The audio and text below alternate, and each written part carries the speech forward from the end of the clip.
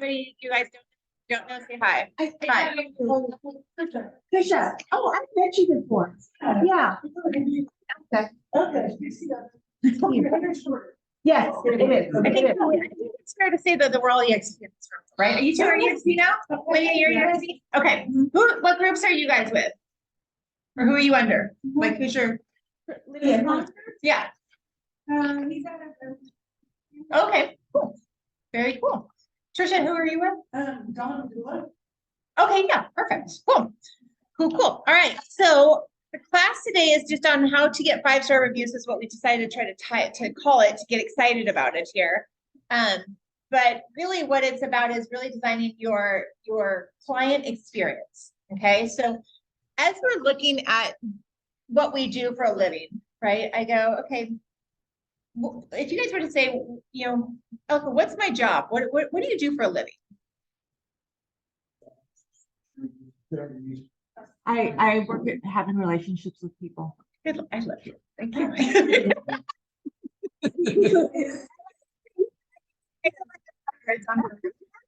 So yes, it's about relationships, right? And so when we're looking at that, this is all about building relationships. And one of our favorite relationships is with my favorite relationships with these guys over here that are chatting over here.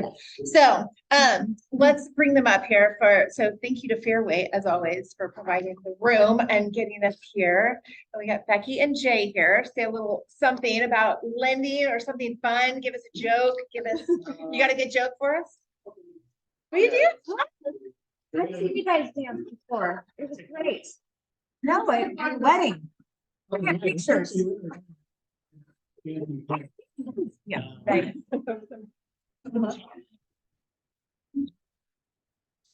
Okay, all right.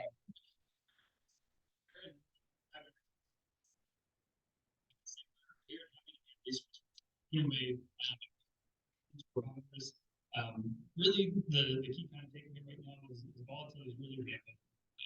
So have conversations with us, try to coordinate with your lender, whoever it is, with your buyers, even if you have a listing and you have offers coming in, things are changing daily. We open a little bit worse today, and then pricing got worse again. But I think tomorrow should actually be good news. The Fed's having a meeting today, so hopefully they're going to stop their rate hike. So we'll see some good news coming down the pipeline. But yeah, we're just here, happy to be a resource, and you guys are awesome. Thanks for having your class.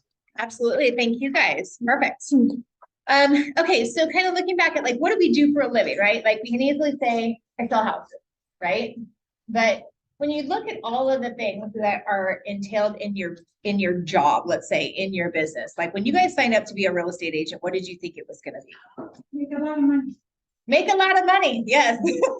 Right, all the realtors drive fancy cars and have big fancy lives, right? And I was seeing at lunch on Friday. They're always at lunch at Fifth Street, like wow, I like that life. Good life. Yeah, no kidding, right? Life. I want that life. I go to Fifth Street on Friday. But okay, I know. Maybe we should make it highly recommend 5-star review. I mean, when you really what we do, right? Like, so if you just said, I wake up and I sell houses.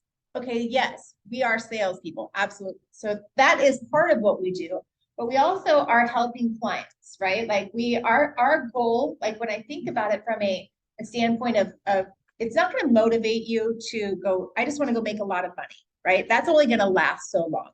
So where your heart really has to be really good in this business is that you've got to be willing to say, I want to go help people. My job is actually, and when you think about what we do for a living, we help transition someone in one of the most important moves of their life, right? And most of the time, most people, you know, once they're adults, they're probably only moving anywhere between 5 to 7 times in their lifetime. And you get to be a part of one of those, right? That's a huge honor. And I think sometimes we take that job more lightly than we need to take that job. Sometimes I think we forget what that feels like, the emotion that they're going through, because we're like, all right, yeah, we got to make an offer. Let's go. Let's move. Let's do this. And they're like, oh, gosh, you know, for those of you guys that are in my group, we just talked about DISC profiles, and we talked about, you know, the S personalities or the D personalities, the I personalities, and how to really relate to all of those different personalities. When you look at, we talked about how 60-some% of our population is an S. And what do S's hate the most? What do they fear the most? You guys remember that? essence, fear, change, right? Like, so when you look at that and you go, 60% of our population, so, 6 out of every 10 homes that you sell, that person's freaking out over change, right? You and I, most of us in this room have some D in us, which is like, yep, let's go, let's get it done. We don't mind change. We're cool with risk. Like, it's all going to be fine. We're going to move along. Our job, though, is to create an experience for our clients that allows them to feel so comfortable and feeling confident going into that change, right? Because they're like, they have to make a change. And sometimes it's for really scary things, for, they just got a divorce, or they lost their job, or they're moving out of state, or they're moving to take care of an elderly parent. There's probably about half of the time they're moving for pleasure and half of the time they're moving for pain. Okay, this is a really important thing to understand, because as we look at how we are relating to those clients in those situations, sometimes we get frustrated because we're like, where's all this emotion coming from, right? It has nothing to do with any of us, ever, right? It has to do with the situation they're in. They're in a place of a lot of change, a lot of emotion, a lot of constant, just like, I don't know what's happening next. So what do people want most of it, more than anything? They want to feel secure. They want to feel secure and be reassured, like, this is the right decision, this is the right path. So Jay just said, he brought up a great point. Right now, in this market that we're in right now, there's a ton of volatility, right? So you turn on the news any night and you go, gosh, what is the news telling us right now? What is everybody hearing out there? What are our clients hearing all day?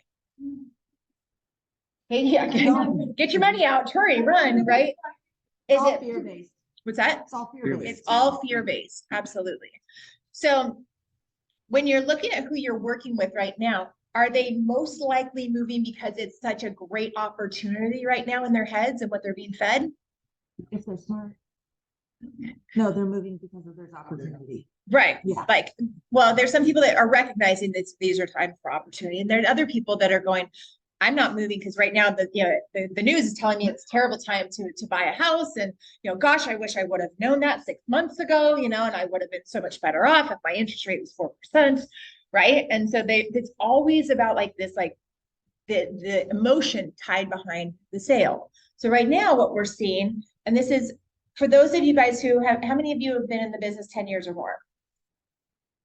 Okay, so if you were in the business, like, who was in here pre-2007? Okay, so we had a different buyer mentality there, right? And then since then, it's all been like, we went up, we went down, and we've been climbing out of this ever since. So it's been an improving market literally since 2009. When you think about that, we haven't gone backwards.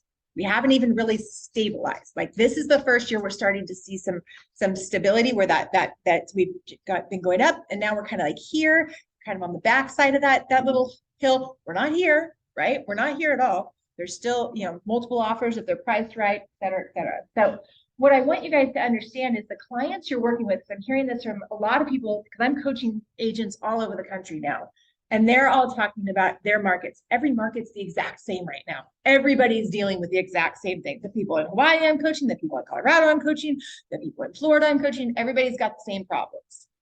Everything was hot and now everyone's freaking out, right? So are the buyers. So the moment we project our freaking out on them and we don't show up as a professional, that's where we're going to lose them. And that's why I think so many clients are getting squirrely, because we're seeing more cancellations than we've seen in such a long time. I'm sure you guys can attest to that. Getting people into contract and then they're like, getting that panic and they're backing out, right? So what this class is going to be about is really setting up your systems from the time that you start the process of meeting with them to after we close, okay? And so it's going to be, I'm not going to give you the step-by-step on this, but we're going to talk through all of the steps of the client journey. And I'm going to give you some tips on how to really create a wow experience for your clients. So where they're walking in going, I feel like I have all the knowledge, all the resources, every bit of things I need to do to make a great decision. And I've got a great team on my side to do that. Okay. You guys ready to jump in? Yeah. Cool. What other things would you guys really like to make sure we cover by the end of this? You guys are all here. You took an hour out of your day. Is there anything specific you're hoping to walk away with? Teaches everything. You guys are all just here to enjoy. I love listening to everybody. I sent out something when I sent out all my holiday cards that had a little thing with like a QR code you know, I hope you're enjoying your first year in your new house, your first holiday season in your house. And it was basically like, the only thing I'm asking in return is, could you use this QR code to give me a Zillow review? And I think 3 out of the 15 people that I sent that to did it. Yep. So I would like another, I mean, I don't want to keep asking, but I'd like something a little more authentic that will engage them to act and actually write Sure. a few sentences Okay, down for cool. me. Reviews. Hey, never did that. Like, that's like, if it was Okay. a year ago, it's like, do you just keep I asking? gotta do 2 of these here, so that's gonna like be a challenge. Okay, who I am, you guys all know who I am here. All right, client journey. So we're taking them from the lead to becoming a contact, to getting an appointment, to showings, to being an escrow, to after close. Isn't that cute? Good job, Natalie. It's always amazing. I just give her, I write some scratch, some chicken scratch, and she makes it. Make it pretty. Capturing the leads. So ways to generate leads. So I want you guys to think about, how are you guys generating leads right now? Waiting for them to come. Okay. How is that working? How is that working? It's going, but I could be that. Okay, I could be doing more work. okay. You're paying for leads. I thought. What kind of leads were you paying for? There's nothing, I mean, there's absolutely no wrong answer right now. There are 50 ways to get leads right now. I was paying through market leader. Mhm.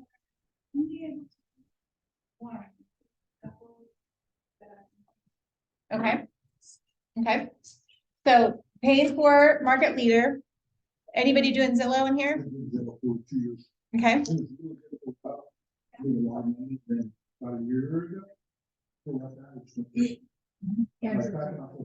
Yeah. Why do you think that was? Why do you think that it shifted? Well, it should be because the market. In October when they reached it. Yeah. Everyone got super sketchy, the leads weren't, they weren't that solid. A lot of, in fact, a lot of the leads I did stay with, a lot of happened. Yeah. I mean, so I sold it all, I'm good, and I'm doing leaving it. Okay. I'm a huge fan of leads, online leads, if you're working them the right way. Right. So that's a big piece of it. I mean, we were just having a conversation this morning in our business planning of how do we now take leads, like any leads that we have, whether it's coming from an online source or whether it's coming from your sphere or whether it's coming from a sign call, an open house.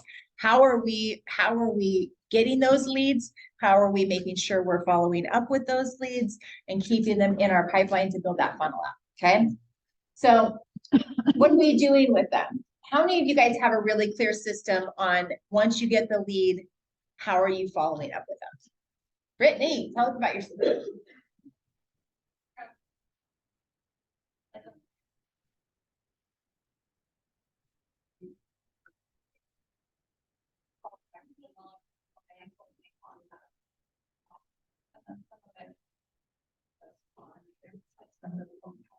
Okay, perfect. So you've got a system to keep them in your funnel, to keep working them until they either say, stop calling me, or they go away somehow, right? Or you sell them something, right? Yeah. Perfect. Anybody else have a system for when they get a lead, what do they do with that lead? Okay, so that's step number one. When we're looking at action items, that is your number one thing you need to be setting up right now. So write that down, say action plan for once I get a lead. You know, what those? In that black bag, can you hand me can you hand out the buyer's lead sheets? So there's a lot of ways that we can look at once we get a lead, because sometimes you're like, it's hard to automate certain things. Like if you've got a website, you've got some kind of an ad that's running an ad that's saying, click here, you can funnel some of that stuff into your CRM, into KV Core, and you can get them automatically on a drip system. If you're not doing that, somebody else is, honestly. Like, so if you're like, I don't know how to do that, you need to go take a class and learn how to do that, right? You need to understand how to start converting leads online from online, like advertising, online click funnels, things like that, in order to get them into your system. If you don't know how to, don't say that's too hard, I'm not techie, right? Like that's a thing that we're telling ourselves. I'm not techie enough, right? Right. So you have KV4. There is amazing How many of you guys have actually gone through the whole agent system, the whole agent plan in KV Core on YouTube? I'm doing it. Right. Most of it.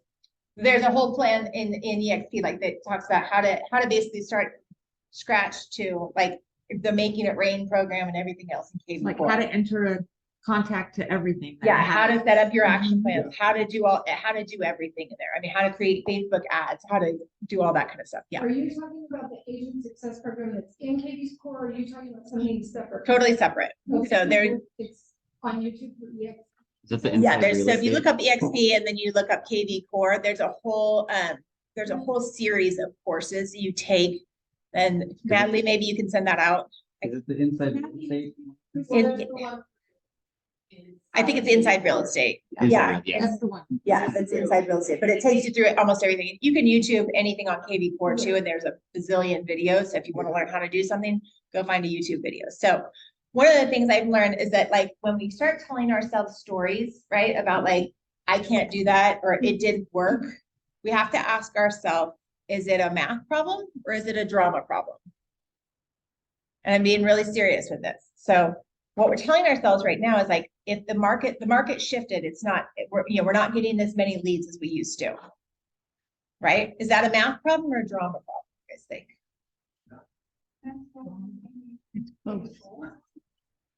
think it's a little both. I think it could be a little bit of both. Yeah. I think people are feeding into the drama of it and therefore not calling and like, that looks nice, but I can't buy it. Look at what the news is saying. So Right. they see this mentality of, I can't afford this anyway, But it can be an probably. excuse. Right. It could be an excuse, right? And drama just is like, what are we telling ourselves? Like, how are we interpreting what we're hearing, right? Like, are we going, I can't do that because the market shifted, so therefore this is just what it's gonna be. I'm gonna have a terrible year, right? No, it's not. Right? No, absolutely not. So you're going, it can become a math problem where you're like, I just have to go get in front of more people than I was able to last year. How do I do that? And then how do I follow up with them? Sometimes for most of you guys, especially those of you doing online leads, it's not a problem of not having enough leads, right? It's a problem of not being able to convert that many leads, right? So your goal is that you're like, I need more qualified leads. So I need to be working with more qualified people. And then I need to be having better conversion tactics. How do I convert them over into becoming a qualified buyer? And so much of that's going to happen when it looks at your systems. You guys are paying a couple $1,000s a month for Zillow leads, and you don't have a system to follow up with the people. The gold is in your follow-up, whether you're doing open houses, whether you're door knocking, whether you're, if you want to know a good door knocking system, these guys are relentless and their results show up. Is it harder this year than it was last year? Yeah, but from your results standpoint, did you feel like you were getting more results last year versus like for the amount of doors you're knocking? Because now you've had some consistency over time. Yeah, so someone we never met, but we kept door knocking and stuff off, they just called us. We're not good. And I remember them last year at one point, they came in, you guys hadn't had a sale for like 3 or 4 months or something like that. Oh, it's January to June. January to June, yeah. And they're like, are we seriously still doing it? I'm like, just keep doing it. It's gonna pay off. And they're like, okay, And then all of a sudden, I think it was like August, you come in, you're like, I have 13 listings coming up. And I'm like, Yeah. just like, now what do I do? I'm like, okay, like it took off because of consistency, because of the follow-up, because they had a system and they followed this system. Okay. So how does this relate to 5-star reviews is that you're taking this client through a journey, right? You're not like, they didn't call once and then you're like, oh, 4 weeks later, you kind of half remember to pick up the phone and call them again, right? The goal is that you've got consistency, you have a plan, you've got a process behind how you're following up with them, the cadence you're following up with them, what you're doing to do that. So Natalie she just sent you guys over I dropped off a buyer lead sheet. This is a lead sheet that we use. So I have these printed off. They're in my bag. I use those like if I get a random call, I don't want to be scrambling for the back of a piece of paper and envelope somewhere and be like, oh, do I have their name? Did I ask them all the questions? Did I think about what I was doing? And then I forget about them, right? Because then I went on with my day and I had 2 other appointments. And then like 3 days later, I'm like, oh crap, I totally forgot to get back to that person. Like how many times have you guys done that? right? Mhm. So having something like this is really important that you can just have with you in your car. You can, put it on like thicker paper so that it's a little bit easier to write on if you're sitting in your car or you're out and about or whatever. And that way you can just do that and then be putting that information into your CRM. You may not get through all the questions. You may ask the questions more naturally. It's just a guide for you. The biggest piece is on the back of that sheet of paper though, is the follow-up, right? So you're like, here's all the people. And you look at that. So we have a couple of different programs for when we're putting somebody on something. It's called like 8x8. So it's 8 touches and 8 weeks. You can do also 10 days of pain, which is probably similar to for 7 days of pain. So it's, email, 10 days of email. What does that look like? So you can create your own action plans that are just, maybe it's a 8x8 could be like a phone call and then an email, a phone call and then an email. The goal is getting them through that client journey and getting from a lead over to a contact. Okay, so they've inquired, they've called you on a sign call, you've met them in an open house, but you haven't connected with them yet. So the goal is that we've got a system behind it on how are we going to follow up with them, and then how are we going to have the action plan that's going to keep us in front of them to get them either to a client or like, for instance, I'm not going to waste my time if they're not going to even respond to me immediately. Maybe I'll put them on a drip system that's an email only drip system, right? That doesn't cost me any money. So really having that good client communication. So if you're like, oh, hey, I'm going to send you a CMA or something like that, there's a spot to say, here's what you do, right? And then I can also put in what's my MLS parameters, put them on an auto search, right? So everything's right there in one piece of paper for me to remember what I need to do with that client, not calling them 3 weeks later and be like, oh, I didn't put you on a drip yet, or they're like, oh, I saw this house, but I don't think it's in my parameters. And you're like, oh, let me look back at what your parameters were. Maybe we need to open those up a little bit. Just allows you to have a lot more of a better client communication with them and a system to follow up with them. Okay, any thoughts on that? Okay. So that's my old school lead follow-up sheets because I'm paper and not everybody is. But paper works for me. And so I think there's ways that you guys can totally do when you're looking at technology, there's amazing ways to create a whole lot of different ads and things like that now to drive traffic to you, to your website, to give them something of value, to get them in your world and keep marketing to them, get them in your space. Okay. So what's the goal of following up with a lead? Get an appointment. That's it, right? That is it. So when we're looking at that, I think that's an important piece to look at is sometimes we forget that it's all about getting an appointment. Sometimes we rush over this step and an appointment can just be, I need to be meeting with this person toe to toe. They need to see me so that I'm like, hi, I'm Erica. And you're like, hi, I'm Nikki. And then then you start that relationship when you start getting in that physical presence of somebody, right? So when we're looking at appointments, I think sometimes we get it in our head that we have to go like pressure them into getting a buyer appointment, right? Especially if it's an online lead, Zillow leads especially, right? What do Zillow leads want more than anything? Go look at a property right now. Just want to go look at a property. I just want to get in the house. Okay. So when I'm looking at that, if I'm going to work Zillow leads, I need to know that that's going to be my job. Like get in the house with them toe to toe. Is it going to work out every time? Absolutely not. But they don't want to go through a whole buyer presentation yet. They don't want to figure out their financing yet. The goal is to get them in your world. And then you take them down that journey. Okay.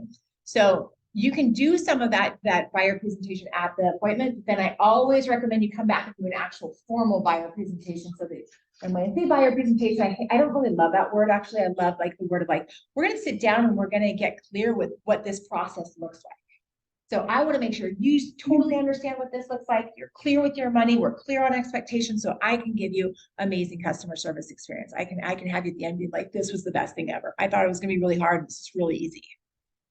Isn't that what you want, Andrew? Great. Let's meet tomorrow, after we get done with this. Sound good? Great. So don't make it so formal. Like sometimes people get so hung up on like, oh, I don't want to do a buyer presentation. I don't want to do this.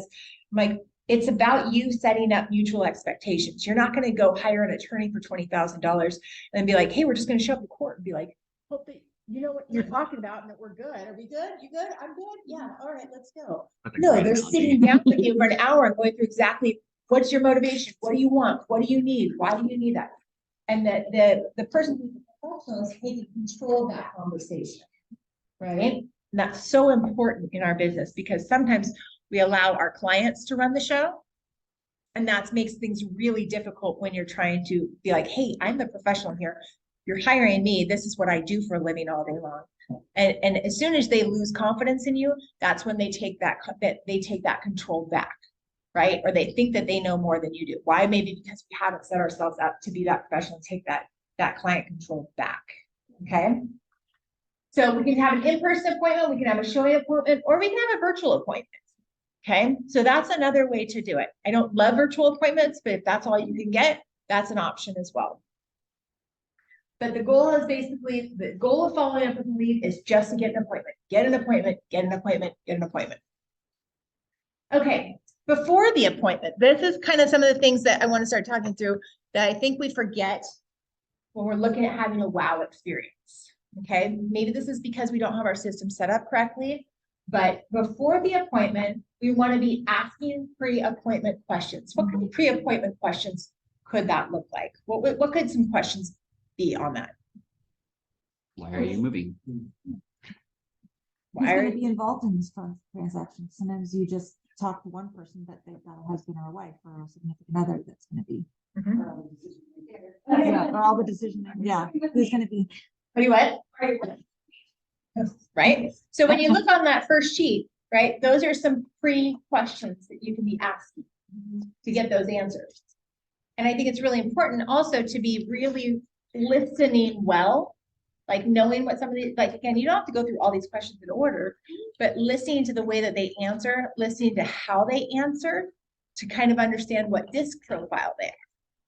Because the different disc profiles are going to also determine your mirroring and matching style with them, right? If I'm a high D and you're a total S, and I'm like, all right, we're going to meet at the house at 2 o'clock and it's going to be great. All right, I'll see you there. They're like, you know, I'm going to slow my tone down. I'm going to slow my speech down and go, great. Well, tell me a little bit more about what you're looking for. You know, I see that you're interested in 123 Smith Street, but talk to me a little bit more about that.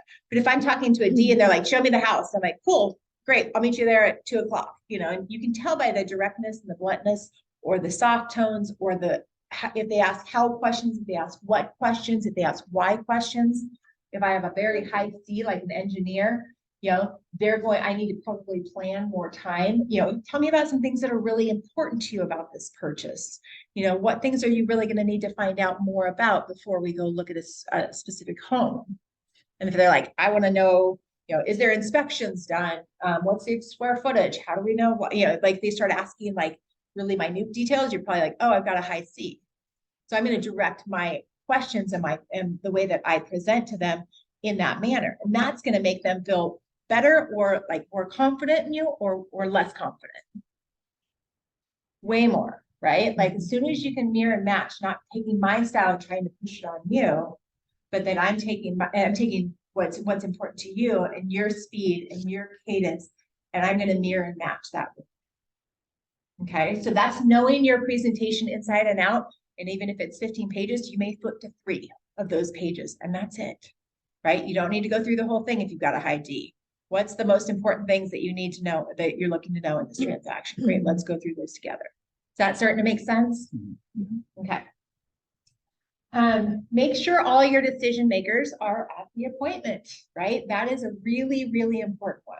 I can't tell you how many times have you guys all like showed the house to one spouse and then later the other person is like, this isn't at all what I wanted, right? We've all been, and then we're like, well, that was a waste of half my Saturday, right? So on your very first appointment, the first time you're meeting, try to make sure that all the decision makers are there. Or if you've got a son that's like, I'm just starting to look for my mom, you know, okay, well, is your mom going to be involved in the decision? Great. Well, then, you know, would that work? Is there a better time that would work to get you guys all over there at the same time? Homes are moving quickly, blah, blah, blah, whatever that looks like. Have they gotten clear with their money? Okay. And this is once if you've showed them the house, these are just once you're going to sit down and have a formal conversation with them. So have they gotten clear with their money? What does that mean, Tricia?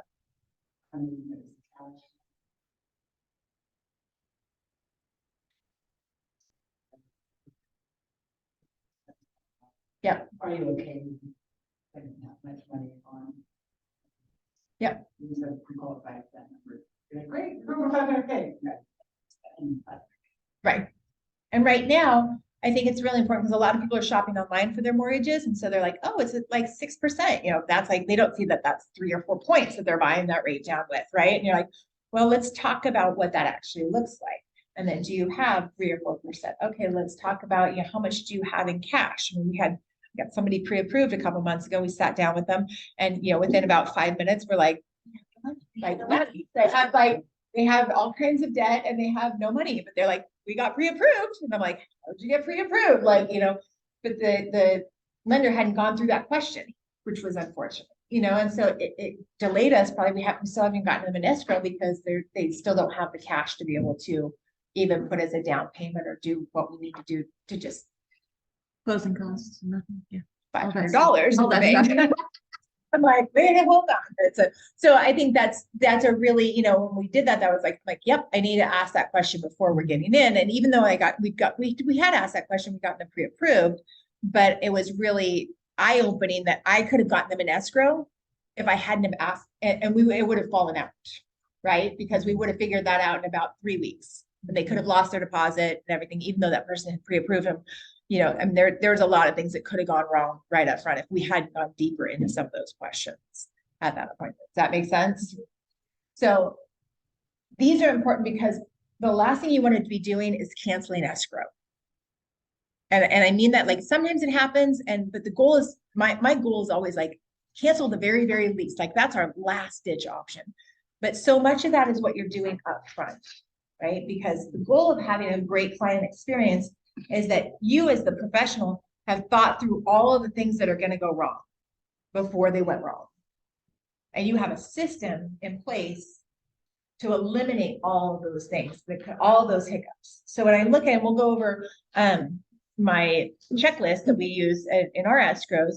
And I always tell people that's just created out of all the mistakes I've made. It is like, I'm like, oh, that sucked. Forgot about that, you know, like, and so I'm like, put that in my list, you know, put that in my checklist. But it's amazing to me how many agents go through an escrow process and don't have a checklist of what they need to be doing, right? Because they didn't teach us on the test. They didn't teach you that on the test. That's why you're here today, right? And so it's really, you know, so much of that is getting that through. So here we go. Before the appointment, this is what we're looking at the appointment. So one of the things I think that is that we've got to start looking in this market, what's going to set you apart? Okay. Why are you different than any other agent that's out there? Why are they going to use you? Because I'm nice. Because you're nice. That goes a long ways. What's that? Yeah. You're listening to what they need and want. Yep, absolutely. So when you're looking at it though, in the market we just came out of, did you have to have a lot of skills to get deals? And I don't mean that, I'm not saying that in a rude way in any way. It was pretty easy. Like if you were showing up and you could write offers, you could get some transactions under your belt. This market shifted into more of a skill-based market. So that means that's why you guys are here. You're here to say, I need to up my skills here. And so it's going to go from taking this education and putting this stuff into practice and say, now how do I become the best agent out there that I know, like I've got skills, I've got the knowledge, and I've got the desire to learn more than any other agent. I'm going to go hustle for you, right? So what's setting you apart? So I want you guys to think about, you get paid in direct proportion to the value you bring. Okay, when you're sitting in an open house and the agent's sitting there on the couch and they're like, hey, come on in. Yep, look around. You're reading their book, right? Is there any value that I am delivering as an agent to anyone walking into that home? Right? So, but how often does that happen? How often do we sometimes not want to go do the open house? We just want to sit there and read the book. You know, I can Well, say I want to, but we don't, right? Right. But so I think it's really important though to know, like, what's going to be the difference and why are clients going to come to you? What is the value that you're going to bring that nobody else is bringing? Really extra. But how do you show that? Right? Like, so much of that is like, because I'm not disagreeing with you, Lee, because I'm like, yeah, you've got a ton of experience and you know in your heart, like, I am the expert. I am the one that's the best for the job. I know all the, right. So you got to start looking at when you think about value pieces. So we were just talking about this. Sorry, I'm going to give it away because it really probably two people might actually do this, but you're looking at things like in the market that we're in right now. So especially you guys with a whole bunch of old Zillow leads that are just sitting there stale, right? If I was you and I was in your seat, I would be calling every single one of them with this script. Hey, Andrew, it's Erica Thaw. I know you would sign up on Zillow probably a year and a half ago, and I know we haven't touched base since, but I don't know if you're still in the market for a new home, and you may or may not be with all the rising interest rates. I totally get that, but I want to make sure you knew that there's a new program coming out March 27th from California. State of California is giving up to a 20% grant, which is free money towards any purchase of a home within some certain parameters if you fall into the income parameters. Would you be open to seeing if that could be a possibility for you? Because now what you can look at it, I know that the interest rates are higher, but you could actually get up to 20% down. So in our market, an average home sale is, $400,000. So that's $80,000 grant, meaning you only have to get a loan for $320,000. Does that have any interest to you at all? Yeah. Yeah. Right. So am I bringing value to that person versus going, hey, Andrew, are you looking to buy a house still? What's that?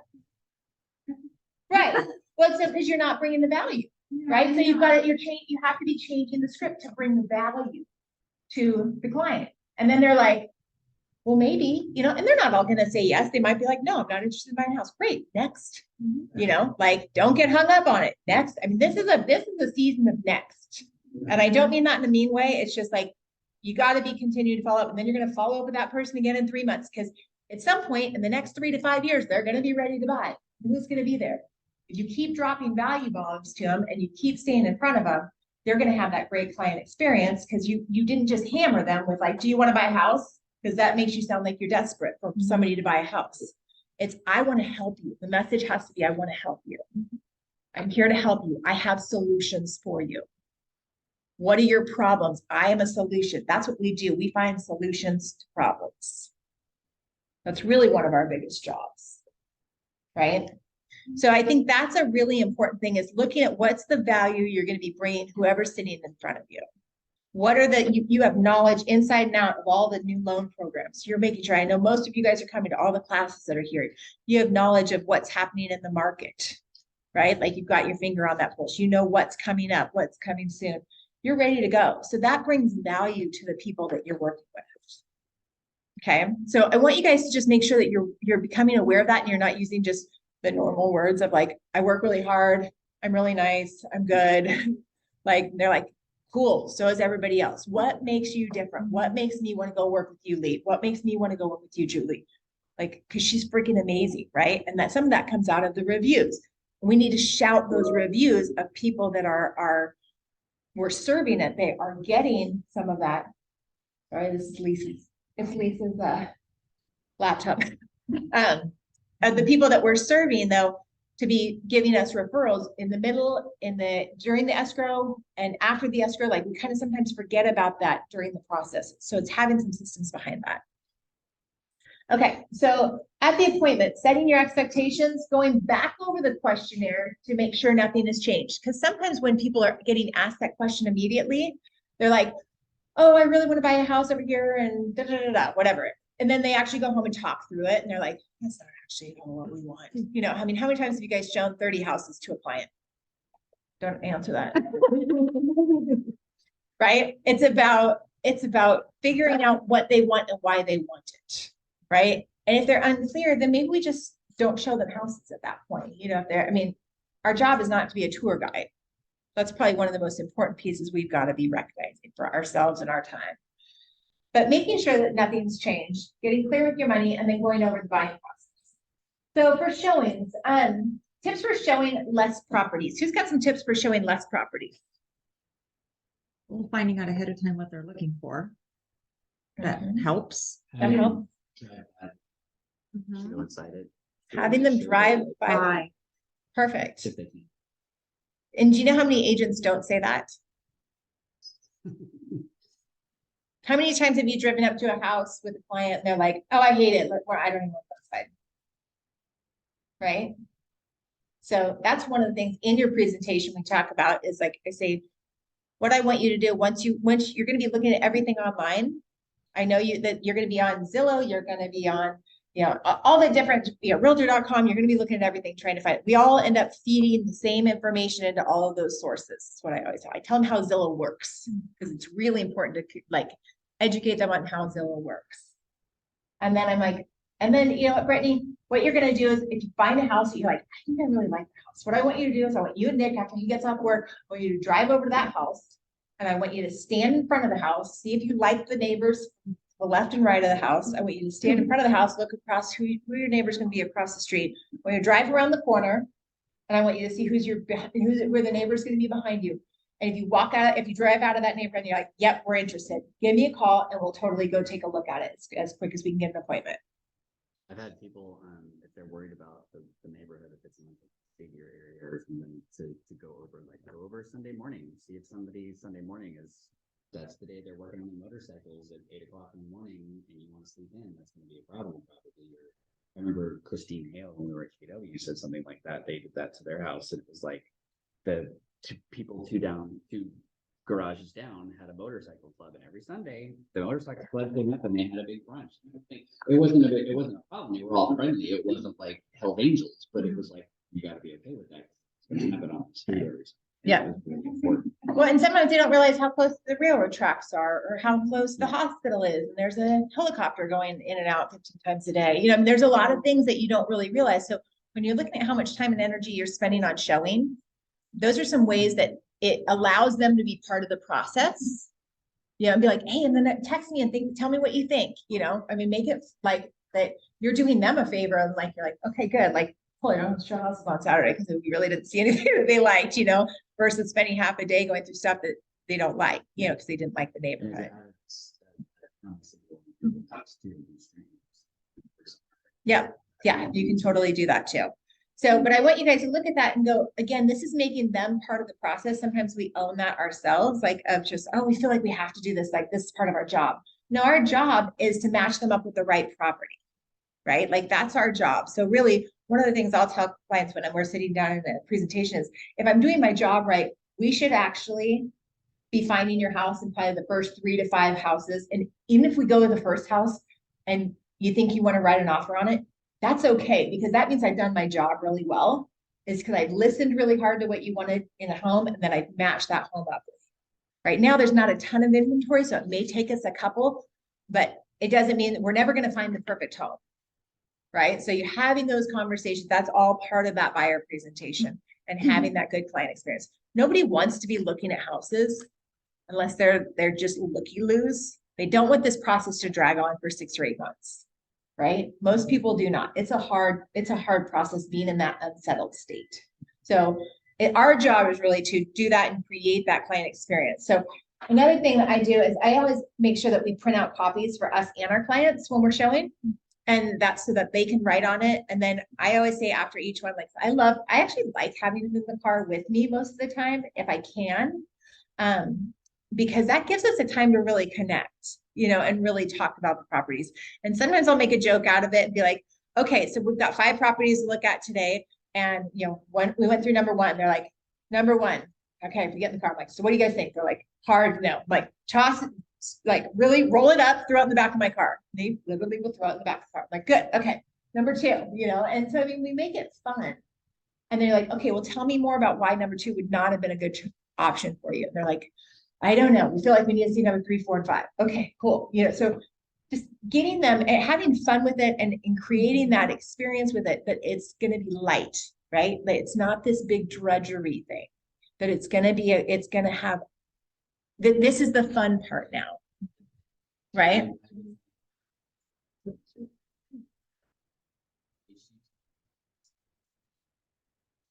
Yep. The thing is, everyone watches those shows and. it's Yep. relatable. Absolutely. I always give them a clipboard if we're gonna go see more than one house. I Mhm. give them a clipboard and it has our schedule for the day. Mhm. And then it has like the address and a space, address space, and then behind that is all of the the customer Details. sheets, Mhm. details. And then I tell them, I said, you know what? We're gonna take notes. You're gonna take notes when you get into the car from the house before, because by the time you see the fifth house, you're not gonna remember the first house or the second Yeah. house. Absolutely. And I said, so just take notes about what you loved about the house, what you didn't love about the house, if it was even an option that you wanted to pursue. And so, but I always give them a clipboard. Perfect. I It love just it. helps kind of keep everything organized. Perfect. Or just chat to private remarks and that is section. Oh, yeah. Yeah, Yep, that's a absolutely. good one. All right, set the expectations of how much time you guys are gonna be out, because that's always a big one right before we go out to look. I always confirm with them, hey, we've got some appointments at these houses at this time and this time. I just want to confirm that's still gonna work for you. We'll probably be out until about 5:30. Are you guys good during that time frame? Great. If we find a property that we see, we're gonna come back to the office and we're gonna talk about that. And we can have that time to draft an offer up. Do you have time for that this evening? Probably not. Okay, sounds good. Well, let's talk about what's your day look like tomorrow. I just need to make sure that we have enough time for both of us, that my schedule and your schedule will allow for that. Okay.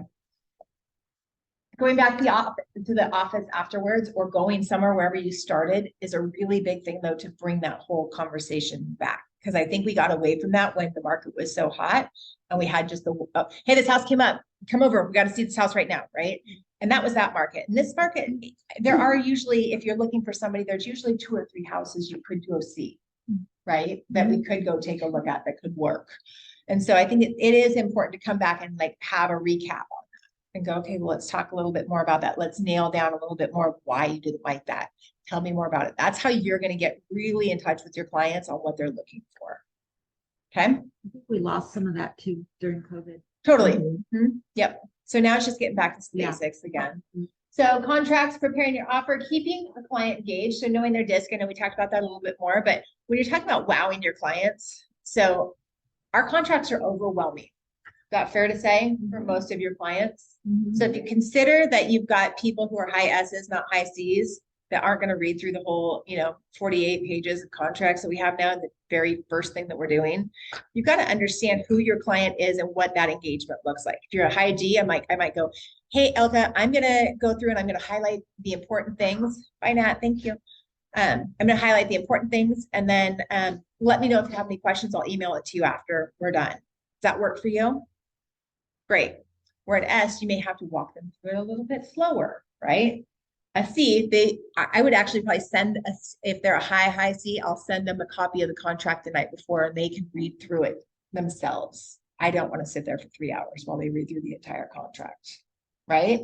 So I think you got to know your clients, know how to engage with them in that process, because it can be very overwhelming when you're writing an offer.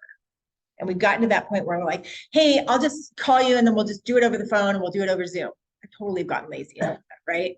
And then you realize halfway through the escrow, they're like, well, what about this? I don't know how that works. I'm like, oh, it's because I didn't go through the contract, Right, yeah, you saw DocuSign like me, I just click, right, exactly. But I think that's again about how do you create that client experience so they're feeling comfortable, because now they're all of a sudden they're signing this 50-page contract that we know inside now. We know it that we've got their back, right? But maybe we haven't built enough trust. Like I've got some clients now that I've sold 20 years. They don't even like, I'm just like, do you want to pay for a home warranty? Yeah, no. Okay. What's the price? So, I'm like, here, I send to them. They done. There's no question, right? Because they know I've got to take care of. But that took years to build that and many contracts later. So I think it's just really knowing who your client is and getting that to get that wow factor. Going over any inspections or disclosures before you write. Okay, so when you're talking about a client having a bad experience, most of the bad experiences that our clients are going to have are because something didn't go the way they expected it to go, right? It's all about expectations and meeting their expectations, right? So when we've got inspections up front, I'm a huge fan as a seller's agent, as a listing agent, to get all my inspections, and I get my disclosures at the time of listing. Why? because I don't want to be in the middle of escrow and have it fall out. And I don't want my client being backed up against a wall to say, oh, the roof's bad. Now we have to put on a $10,000, $12,000 roof, right? I want my client to be in control of that. That's not always going to be the case. But if we've got inspections and we've got disclosures, we're going to go over those before we write the offer. So that's really important to look at that and look at that in detail so that you're writing your offer accordingly. Okay. So the other piece, I can't emphasize this one enough. You pick up the telephone. You pick up the telephone. It's weird. And you actually call the other agent and go, hey, Julie, I'm looking at writing an offer on 123 Smith Street. And she's like, oh, I have 3 other offers. I'm like, oh, that changes the game, you know? Like, I can't tell you how many times I'm like, I get offers in my inbox. I've never talked to the agent. They're writing a terrible offer because it matches none of my clients' needs. And there's 4 other offers. I'm like, peace, you just wasted 2 hours of your life. That's terrible practice for your client and for you. Like, and then they don't follow up, right? And then they're like, oh, did you guys already got it signed off? I'm like, yeah, I sent you the cancellation, or I sent you the, that we rejected your offer. They're like, oh, it would have been nice to know. It's like, well, no, like, this is on you. So you're looking for that great client experience. So much of it is having good relationships with other agents. I cannot stress and emphasize enough to you how important that is. So when we're working with other agents in our board, don't get pissy with the other agent, right? I see too many agents their egos get in the way and they sit there and they just kind of, it's all about like, I want to win. This job is about finding a win-win. We are co-oping agents. That means you are a cooperative agent, right? And it's not about like, some of them are just out to like, look at what I just negotiated. Look how amazing I am, And it's like, well, that's great. And I think there's a skill in that.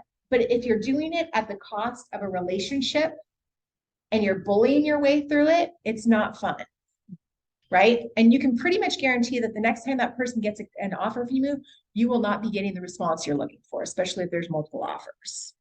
So it's a small board, and I can't stress to you enough how having a good name and a good reputation, you're going to be working with each other to get solutions resolved. That's so important. And it starts right here with talking to the other agent before you write your contract. Any other thoughts on that? Sometimes. Especially when. Well, I think so much of it too is, no, not at all. And I think knowledge of the contract, like I had to have this conversation with another agent and they got really upset because I gave my client the opportunity to determine what they wanted to do in a situation. They said, what are my options? Contractually, here's your options. And they said, okay, contractually, I want to come back with this. Well, then the other agent got super upset with me on it. And I said, well, we're just going back to the contract. That's all we're doing right now. This isn't an emotional, you versus me. Like your clients are out of contract. And here's my client's options. And he's just asking if we do this and here's how we need to be remedying it. That's what he's asking for. And I think so much of it is knowing your contract inside and out, where you feel like you get backed up into a wall. And this is where I was in the beginning.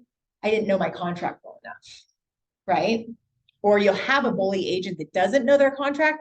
And the moment you do know your contract inside and out, you just get to go, hey, Elka, let's open up our RPA and let's turn, that's what I had to do with it. Like somebody that's probably has as many years in as I do.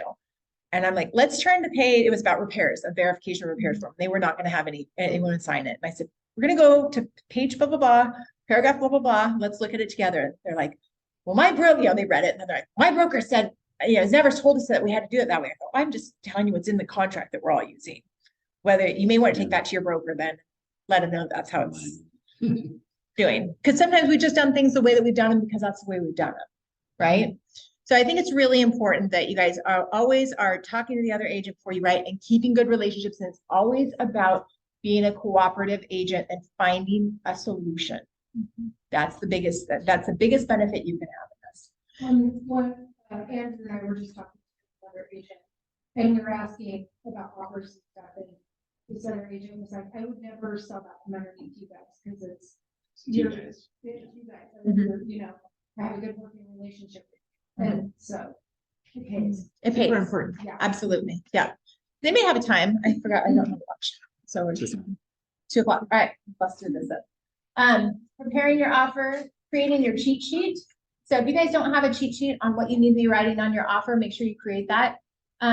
Identifying what contingencies are that are included in the offer, backs, pros and cons, and then going over your loan approval, appraisals, inspection options. These all seem very basic, but if you're not doing that, and why I say do a cheat sheet is so that you make sure that you hit all these things because there's a lot going on when you're writing a contract with a client, and that you're making sure all of those things are in there. So I always have a cheat sheet that I'm looking at double checking on my offers to make sure that everything got, that got checked, needed to be checked.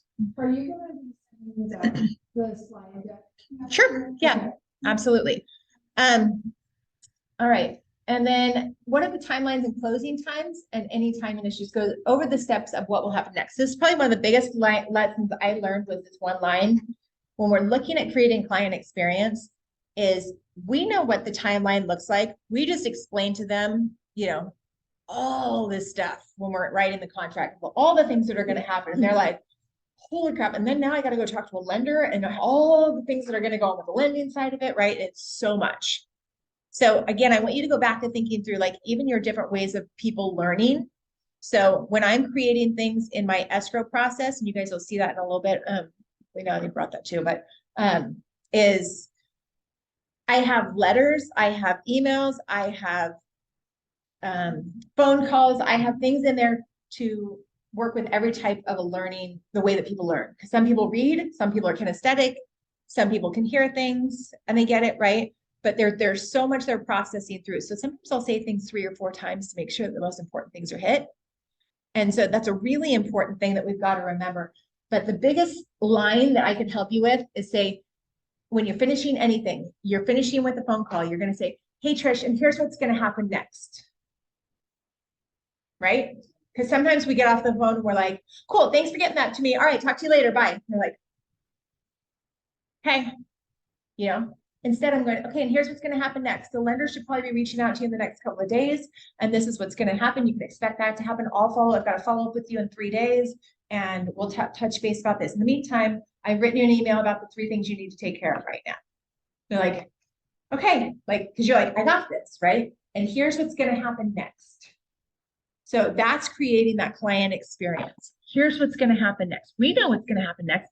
They don't have a clue. Right? And then they're sitting there and then their heads spin because there's too many things going on. Fair? Okay. Okay, offer's been accepted, setting up your systems. I want you guys, how many of you guys are using any kind of a CRM right now to actually take care of all of your tasks that go on when you are in escrow?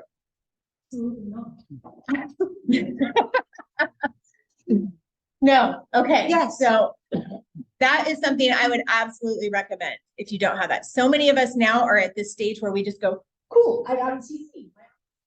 Ship it off to the TC and I'm out. We got. Guys, yep. Well, I'm not talking about your document checklist.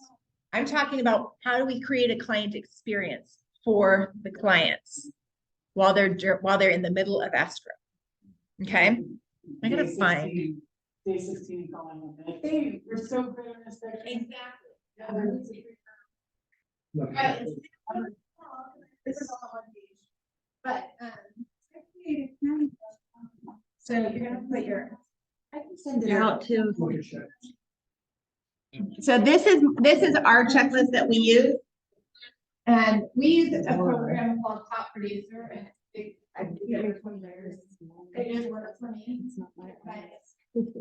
This is what our plan will be, our buyer and we'll go, we've got about 5 more minutes here. You guys can hang in. So feel free to copy this. It's really small, but sorry. So if you'll notice this, what it does over here in our program, if you say what the task is, on what day it happens, and then if it's after acceptance, for acceptance, and then like in our system, like some things are assigned to Elka, some things are assigned to me. So because she takes care of all of our TC stuff. So when I'm looking at this, I go, okay, in order for a reason, because they build on each other. So we have like a closing checklist. We've got, there's things on day 0, like at the moment that we get our escrow open, We're like, what do we have to get done today? This is what your checklist needs to be looking like from a wow standpoint. Like, so I'm not like 4 days in going, oh yeah, we have HOAs. Crap, totally forgot to order those. You know, like how many times we do that? We wake up in the middle of the night and then we're like, oh, forgot about that. Like, oh, is there solar? Did I do that? Did I start that transfer? This allows you to not have to think. And if it doesn't apply, you just delete it. Right. So this comes from, when I say this came from every one of my pain things that happened, these were very, very expensive mistakes, you know, and I thought it was for the child. what's that? Sometimes you want- Yeah. Like my journal, your son. And you realize, Yeah. So, I mean, these are just lessons, you know, when you're looking at this, but then how you have that wow experience is that you're verifying like the deposits at title 4 days later, right? You're making sure that the other agents turned in their AVID in time. You know, even though it's not my job, I'm doing their job for them to make sure that I'm getting what I need done to create a good experience that won't cause any hiccups on my side. My goal is not to have this in the middle of my escrow, the highs and lows that we all go through. My goal is to get so much of it done up front that it just rides pretty smooth with a couple little blips. Like the blips are there because they're always going to be there. I think I've had one escrow in my entire 20 years that has never had a blip. And I'm like, okay, I'm just waiting for it, you know. Hey, I'm just waiting for that blip, right? You guys all know that escrow where you're like, dang, it's going way too smooth, you know. And then you're like, oh, there it is, you know, like day 28. And I've had one, I remember that was like easy, no blips whatsoever. But I want you guys to look through this and go, these are things that should be triggering you as you go through. And when I'm saying wow your clients, how do we wow our clients through this?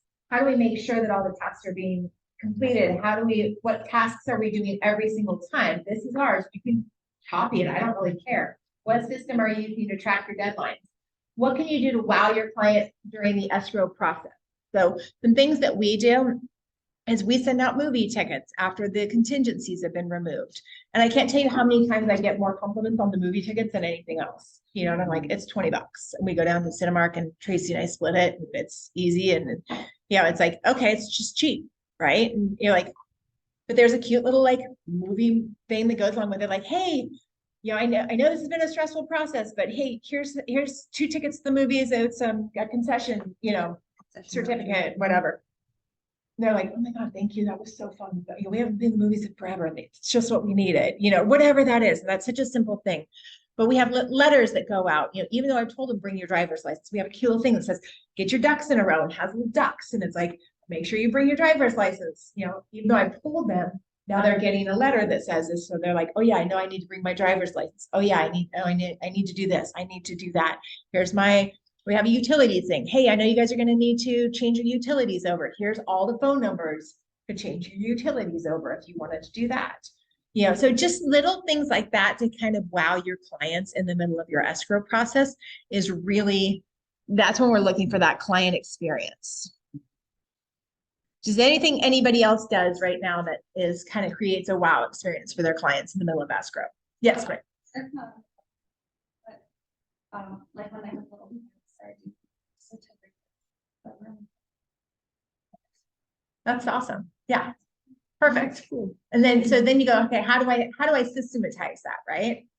You go and you buy, a whole bunch of $2 things from, Baskin Robbins or whatever, Schubert's, and you have them there so that it's done, it's ready to go, and you can just pull that out and go.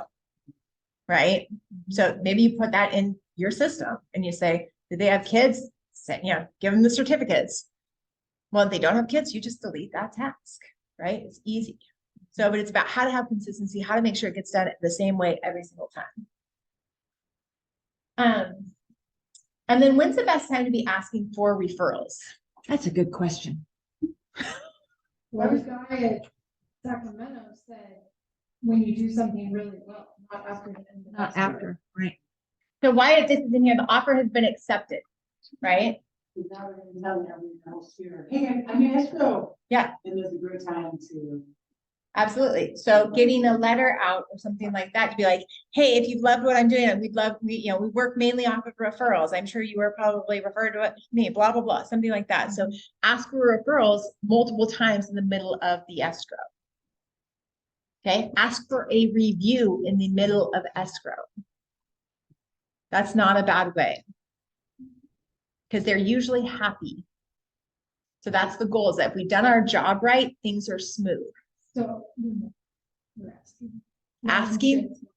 We don't ask for reviews when shit's going sideways. No, we do that. It's a hard beforehand. escrow ask Yeah. a month after, So when they're in the house. to Andrew's point, he said, I send out a card and ask for it. I've had some of the most amazing experiences and I haven't reviewed people. Why is that? Busy. Busy. They didn't ask me to, they didn't make the process easy enough.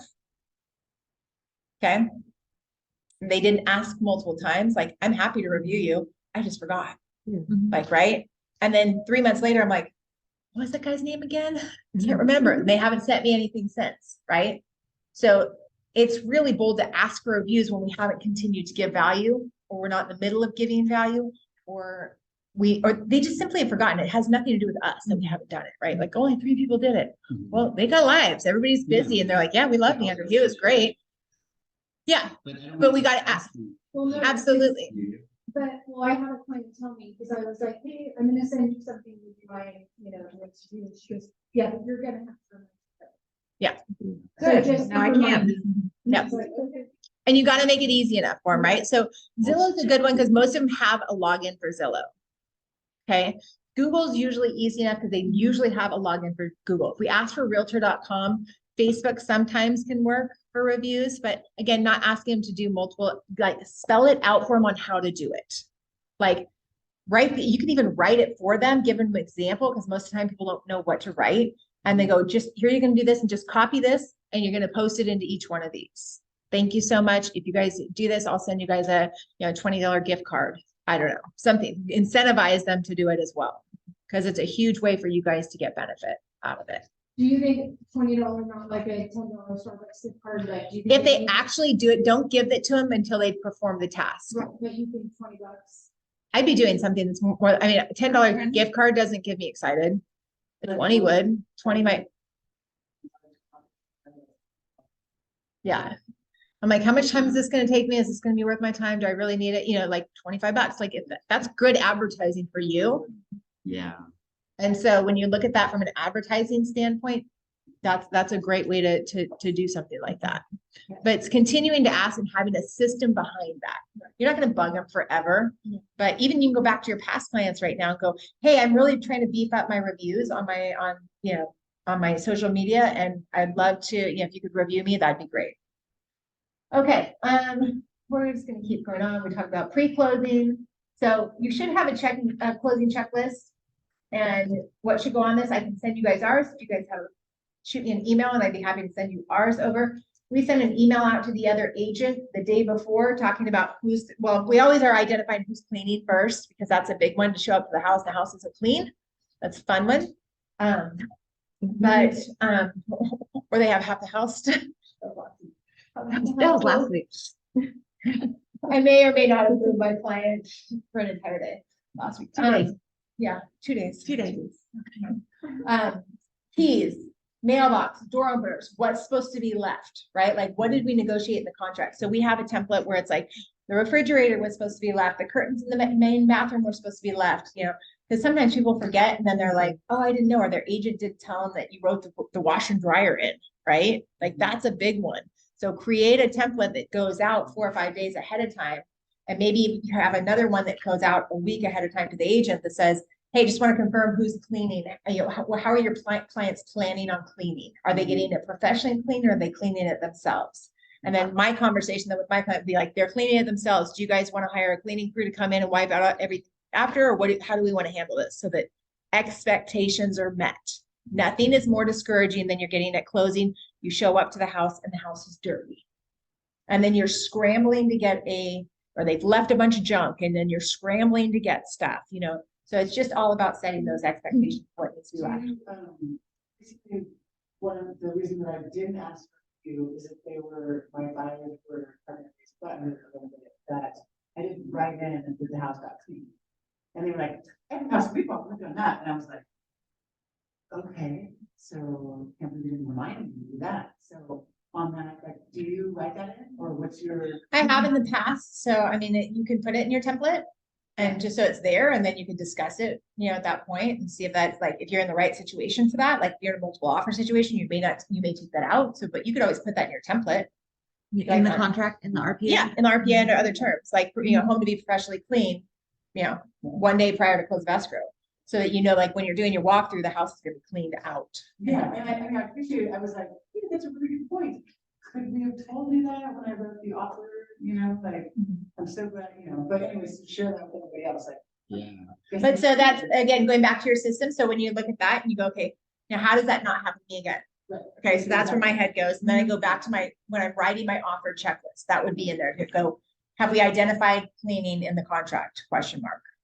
And is it that, and sometimes you might be like, we're not dealing with that this time. Or yes, we are dealing with that. But it just is a trigger for you to think through all the things you should be thinking through when you're writing the offer. Yeah, because there was something actually, I'm in the middle of it right now, and it was like, oh, it was vacant, we saw it.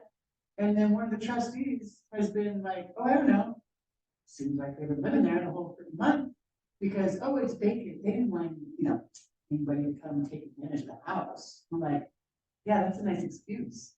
I just want the house, get out of there, like, and now I'm like, now it's totally, like, who's gonna stay there for a month, and if Yeah. you just move your razor when you come to the walkthrough, it's super cool.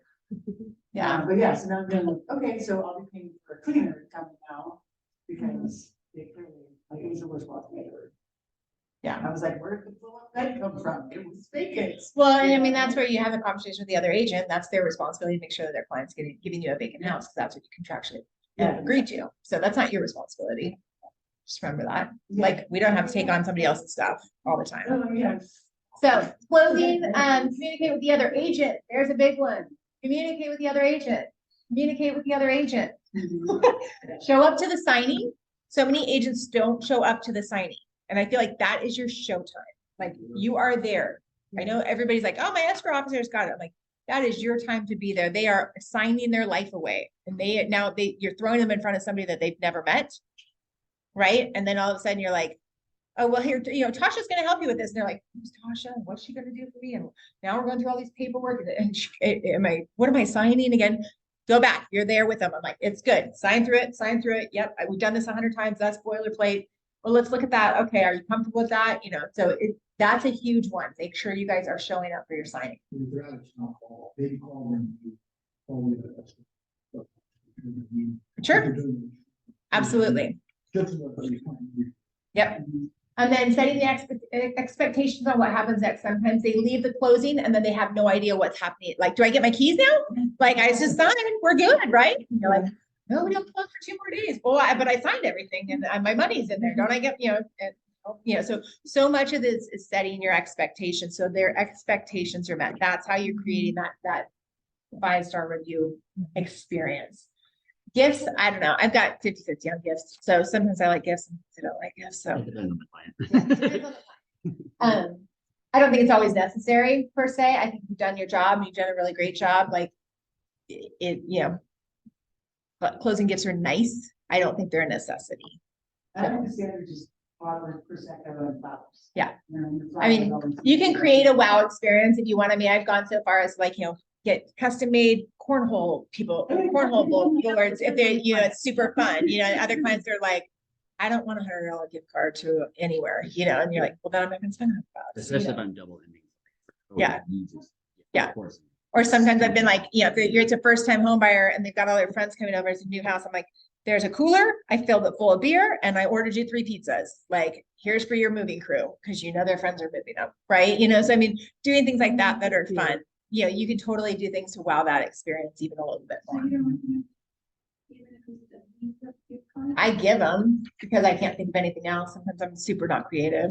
It's amazing on like, I'm always like, when she's working with them, I'm like, you go get so-and-so a gift. And I'm like, oh, thank God. Like, because I sometimes just don't have the time or the capacity to think through it as much as I would like to. But then they're so appreciative if you get, when you've got appreciative people and that kind of stuff. So, and then transferring keys, being really clear on what transferring keys is going to look like getting all the keys. And then I would even recommend saying, like, with our home warranties, we can get the house rekeyed too. Remember that, like with most of your home warranties, you can get the home rekey for the $60 come out like fee. That's a really good one to do. So that's something you could even do for your clients. After closing, continuing to wow them. So setting up an after close plan. If you don't have an after close plan, email me. I'll be happy to send you ours. We just have some simple things like reminding them of their home warranty a couple weeks after they close. They've totally forgotten that they even have that. We always do a check-in call at least 1 week after. We have anniversary cards that we send out. So again, continuing to keep that relationship going so that you are getting that like, oh my God, my realtor is the most amazing person ever. Right? It's always about creating that experience. And then asking for reviews, ask for reviews. I think doing it like 2 or 3 days after is not the right answer. I think you got to be doing it about 2 weeks after because they're in the middle of moving, right? They're trying to even unpack. So do 2 weeks after, then do a month after that. Again, start it in the middle of escrow, start asking for reviews in the middle of escrow, and then keep that process going and then delete it if you've already got the review. And what is your preferred, like, do you send them like everything? What's your? We've got links to Google. We have 5 links. And all they have to do is click on that link and it takes them right to it. Yeah. But if they don't have an account, then they have to figure out they have to create an account. That's the hard part. Yeah. And then there's Yeah. some people who just aren't on the computer a lot, so they probably don't have an account for any of it. Yeah. So then you have to maybe call them and ask them to just write one and email it to you. Yeah. So I think you just have to, but yeah, they just have links and it talk, Did Yeah. you get add that onto your? It's a template. All I do is it's a template and I just put their name and sometimes I'll add one sentence that is personal Yeah. at the top. So it doesn't look like just a, template and that's it. Yep. Hit send. Okay. So at the end here, so we're looking at now, we've got all of this good information, right? So now how do we put this into action? So I want you to think about not trying to implement 15 things out of this class, right? You already probably got a few of them already taken care of. You've already got a few going. Which ones do you want to make better? What do you want to do and by when? Like pick 1 to 2 things and that's it. What's that? I want you to get converting those things that Okay. any information that I have. Okay. So when you say better, I want you to start thinking about like, it's really easy to go, I want to get better at it. Right? How would you know if you got better? I get a good response from them and they will be able to work with me. Right. So now we can start like this, but just from a coaching standpoint, right? The words that we say, like, I want to get better at that. So if from an action plan standpoint, what's the activity that needs to happen for you to improve that? So maybe it's practicing your scripts. Maybe it's going to be practicing scripts every day. Maybe it's role playing, finding a role play partner. There's going to be some things that are like activities, right? Like, so say I want to get better at something. I want to get good at this. But how do you define that so that I got good? And then what's the parameter you want to be looking for? So if you're like, if I'm going to go back and do an online lead, I want to get a 4% return on the leads, in a 6-month time frame. Like put that in there, right? Because otherwise we're just kind of like, yeah, we're shooting at that wall. And then if we hit it, cool. If we don't, we're not really sure which dial we're even trying to turn right now. Does that make sense? Yeah. Who else got an action plan they want to implement this, like, and in what time frame? I like Alpha's like clipboard for the client. I was having to work.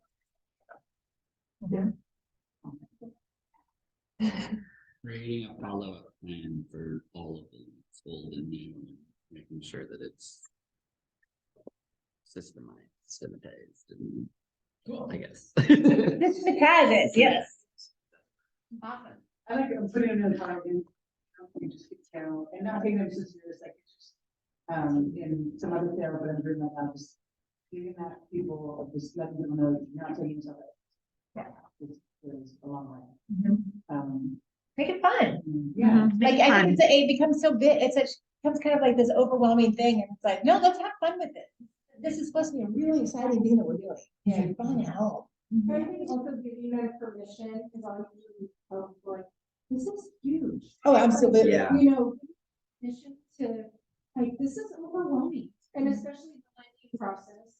I realize it's gonna be so basic. So now I know people like, they're gonna be doing this. You just gotta be careful. Yeah. Like, you gotta, whatever they're asking before because this is how it is for my house now. But I like just one, like, it's okay if it's overwhelming, it's supposed to be. Yeah, it's one of the big, this is one of the biggest purchases of your life. You've got me, I've got your back, I've got every answer to the question. If I don't have it, I'll go find out. Let's do this together. Let's, I've got you, we're a team on this. Let's be a I team. would just say that, you're gonna ask me something twice, 3, 4, 5, ask as many times. I don't care if you forget, that's not a problem. Don't be embarrassed. I totally do that every time because I'm like, this is at your wheelhouse. Yeah. I don't expect you to memorize this or even know any of it. Even That's after my we're job, done, right? that's what I am here for. So ask me 10 times. I don't care. Yeah. And that really was like, oh, God, are you sure? It's like, yes. Because you're not a real estate agent, are you? Otherwise, you wouldn't be here with me. Yep. So, Absolutely. Yeah. Okay, so I think the goal is walk away from this. So education without implementation is entertainment. It's a mouthful. say that again. Can you say it again? Education without implementation is entertainment. You're like, hey, dance show up here. As fun as it all is, I love teaching, but teaching gets you so far, right? You're like, I could have all this knowledge, and if I'm not doing it, I'm not helping anyone. I want you to shift your mindsets again when you're talking in this market and you're talking to yourself. I really want you to start paying attention to what things you're telling yourself every morning, every day, during the day, and at night, right? Because this is such an important skill to start becoming aware of how you're talking to yourself in this market, because it's got to be positive. You need to surround yourself with positive people that are doing positive things. If you're around a bunch of people that aren't doing anything, that's what you're going to become. If you're around a bunch of people that are like, let's go crush this freaking market because this is the market, you go take market share and let all those other people go back to another job, right? That don't have the desire to hustle a little bit. Cool, more for us, right? And then sharpen your skill sets. So I want you guys to think about who's in your world, getting to scripts. I know Elka hasn't had a whole lot of turnout at scripts. Get to scripts. Like, get there, show up. Like, Every Friday. 10 o'clock. Yeah. And I was like, where is that? Having part of, we're part of. I mean, I think we just are right now looking on that class. I think we're just looking for people, right? Yeah. Yeah, I mean, More the merrier. but Yeah. I'm doing on Friday mornings at 10 o'clock at still. At Stovall right now. So, but the goal is like that we're just keep like iron sharpening iron, right? Like, let's keep building each other and crushing this market. That's the goal. So if you guys are, if you aren't having a coach, if you're not having people that are going here, I want to get here to here, I think that's a really important thing to look into and say, what do I need to be doing? Who do I need to be being held accountable to? How do I keep moving the needle forward? So if you guys want any help with any of the things we talked about, shoot me an email. I'd be happy to shoot you over any of our systems, what we're using.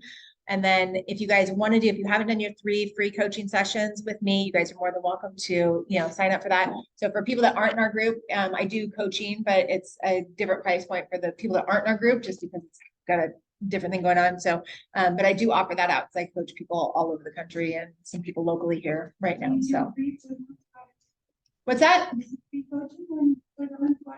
Only the first 3. So yeah, I don't do free coaching. For our group, we do it like a couple times a month. We do some coaching stuff. But then if you wanted to get into some coaching, let me know, because I do coaching for outside people that are not in our group. So yeah. And as somebody who's doing that in the second session I read the text I wrote you when I left. No, I'm not. This is what I said after I left. Yeah. He said, Erica Classic.